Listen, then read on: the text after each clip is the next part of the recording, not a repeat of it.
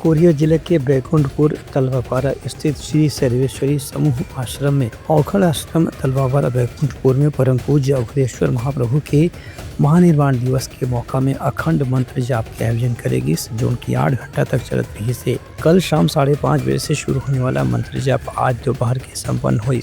एक बाद पूज्य अघोरेश्वर महाप्रभु की विधिवत पूजन आरती करेगी से संगे संग आश्रम की ओर से भंडारा के भी आयोजन करेगी से संध्या आरती के उपरांत प्रसाद वितरण पर भी भक्तमन काफी संख्या में मौजूद रही हैं। ये कार्यक्रम में लगातार अघोरेश्वर महाराज के श्रद्धालुमन पूरा उत्साह और भक्ति श्रद्धा के साथ में भाग लिए।